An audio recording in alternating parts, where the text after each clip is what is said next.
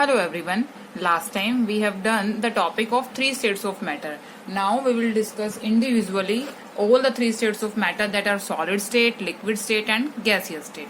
So first of all we will discuss about the solid state of matter. देखिए the very first is solid have fixed shape. कि solid की shape क्या होती है? Fixed होती है.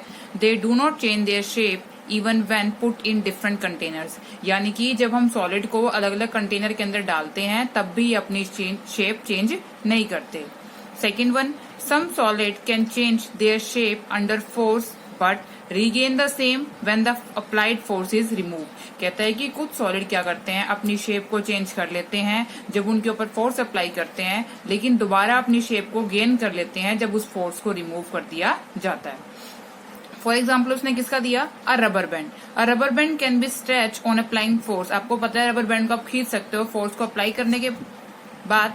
हाउएवर व्हेन द स्ट्रेस और force is remove, लेकिन जब उसको जो आपने फोर्स लगाया या फिर जो स्ट्रेस लगाया उसे आपने रिमूव कर दिया तो रबर बैंड क्या करेगा, अपनी ओरिजिनल शेप को रीगेन कर लेगा. ऐसे सॉलिड्स को हम क्या बोलते हैं, इलास्टिक्स. यानी कि वो सॉलिड जो फोर्स लगाने में अपनी शेप को चेंज करेंगे, लेकिन जब फोर्स को रिमूव कर दिया जाता है तो वो अपनी शेप को दोबारा रीगेन कर लेते हैं. उन सॉलिड्स को हम क्या बोलते हैं, elastics. In case excessive force is applied the elastic में ब्रेक. ये बिल्कुल सही बात है, अगर हम ज्यादा फोर्स लगाएंगे तो वो चीज टूट जाएगी. Third one, solid keep their volume which means that they have fix volume. यानी कि वो अपने वॉल्यूम को फिक्स, उनका वॉल्यूम क्या रहता है, फिक्स रहता है. तो अभी तक 3 पॉइंट्स में स्टडी किया, फिक्स शेप, सेकंड में डेफिनेशन पढ़ी इलास्टिक की, और थर्ड में क्या है, कीप देयर वॉल्यूम, यानी कि उनका वॉल्यूम क्या रहता है, फिक्स रहता है. इसी के अंदर एक डेफिनेशन आएगी डेंसिटी की. It may be defined as the mass occupied by a solid per unit volume.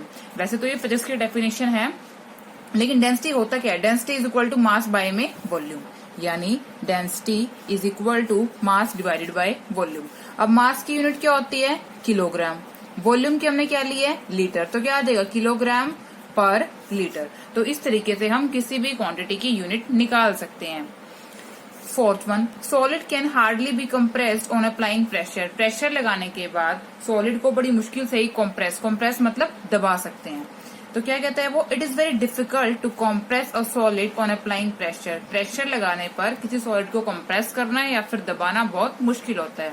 We can not press a piece of stone by applying pressure with our hands. अब कोई पत्थर का टुकड़ा है, उसे आप दबा थोड़ा ना सकते हैं, चाहे आप कितना मर्जी फोर्स लगा लो वो नहीं दबेगा. सो दैट मीन्स सॉलिड को कंप्रेस करना क्या होता है, बहुत मुश्किल काम है.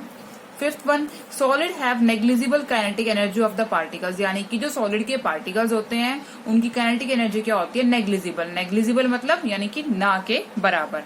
अब वो कैसे कहता है, देखो मैंने लास्ट टाइम आपको बताया भी था, जो वीडियो पहले अपलोड की थी, कि काइनेटिक एनर्जी और पोटेंशियल एनर्जी मेनली 2 टाइप की एनर्जी होती है, और उनको डिफाइन भी मैंने पिछली वीडियो में किया है, आप देख सकते हो वहां से.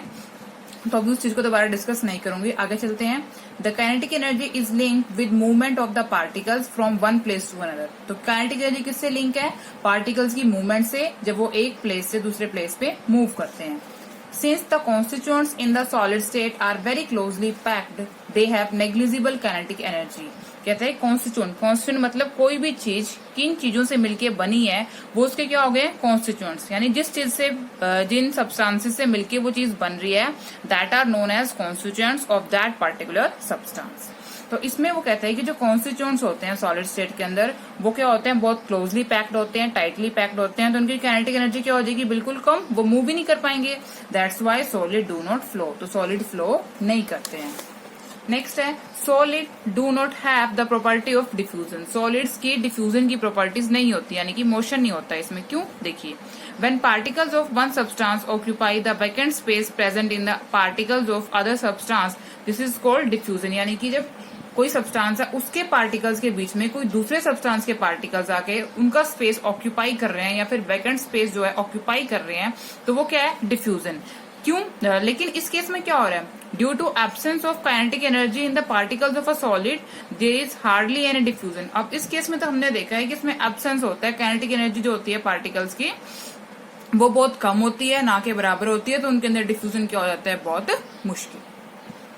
सो इस तरीके से हमने सॉलिड स्टेट ऑफ मैटर की सारी जो प्रॉपर्टीज है वो 1 by 1 स्टडी की है. नेक्स्ट हम लोग करेंगे liquid state of matter and gaseous state of matter. Thank you everyone.